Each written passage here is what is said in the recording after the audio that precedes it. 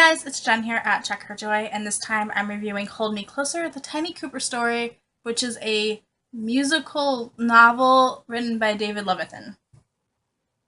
Nailed that. Ta-da! This is a companion to Will Grayson, which is written by John Green and David Levithan, and I suggest you start with this book first. Or Hold Me Closer is not going to make too much sense.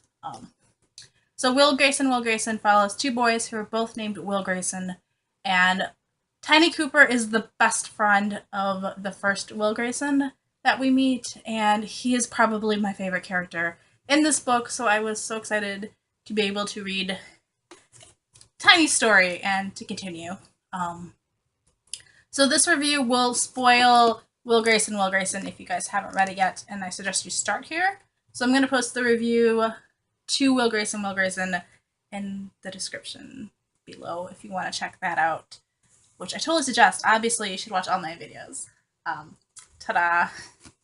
Okay, so in Will Grayson, Tiny Cooper is putting on this musical about his life, and Hold Me Closer is that musical. It is all laid out for us in script format, which is pretty awesome. That's a bad example of it. That was a lot of exposition.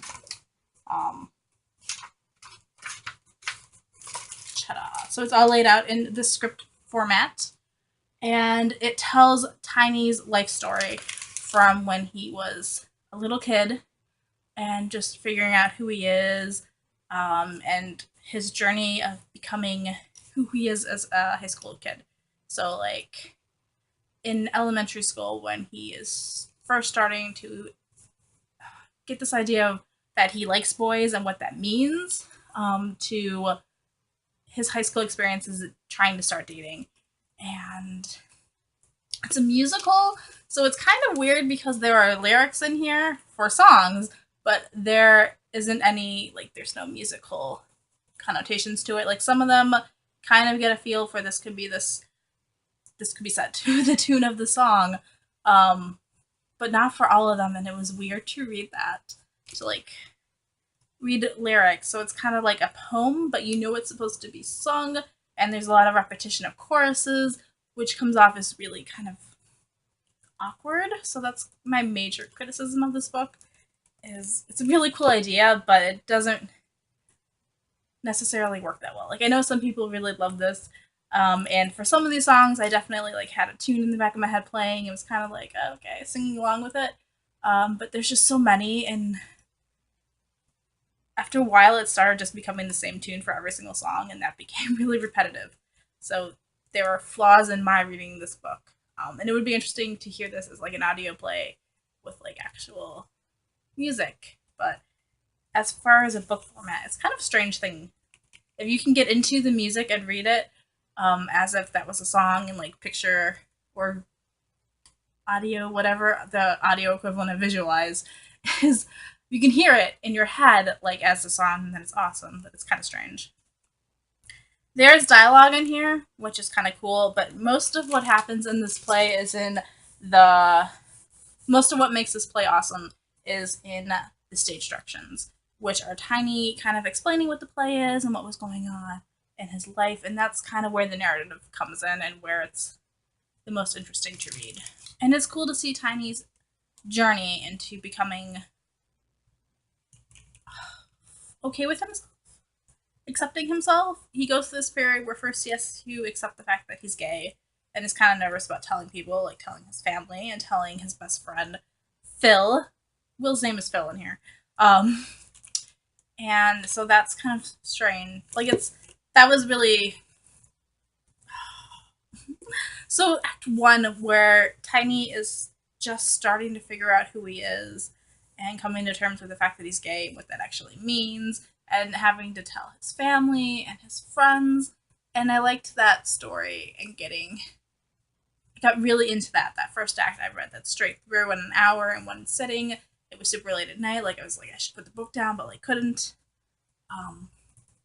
And I love that part where he goes to tell his parents, where he takes Will to Pride, like, to be like, hey, I'm gay, and how much acceptance he has from the people who are closest to him. And just that whole journey in his head, like what he has to, what Tiny has to go through, like has to. It's more, I don't know. I liked that part. Act 2, we kind of switch gears and we go into all of Tiny's 19 ex-boyfriends, which is kind of a drag because you know they're all ex-boyfriends. So every time there's a new boy introduced, it's really hard to get excited for him to be like, oh, this could be the one when you know it's not going to be. Uh, it was cool to see what those relationships were that are like kind of mentioned and talked about in Will Grayson, but like to see them through Tiny's eyes and what lessons he's learned and how some of the guys kind of they're the same mistake over again. Um,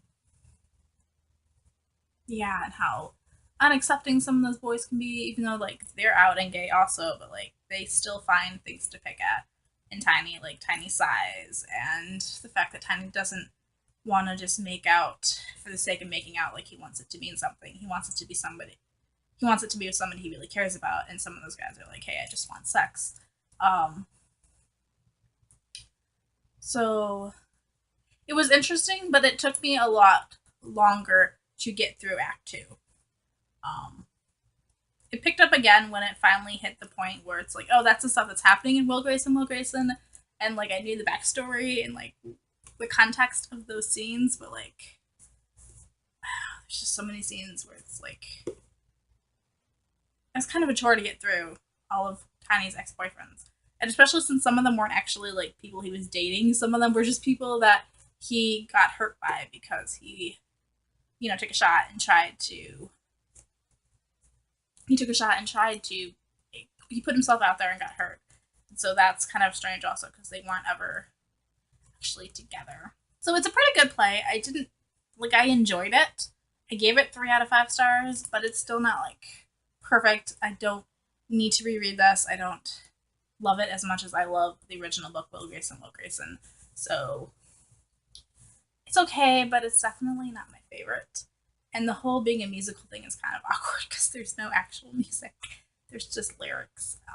And it's open for interpretation of what you think the song is going to sound like. So there's my review for Hold Me Closer by David Levithan. Check it out if you still want to. I mean, you should check it out if you like Will Grayson. I don't feel the need to own this book, though. Maybe that's like Kavad. I need to add to this. Like, I liked reading this book, but I don't need to own it and read it again. Cha! So, peace out. I love you guys, and keep reading. Bye!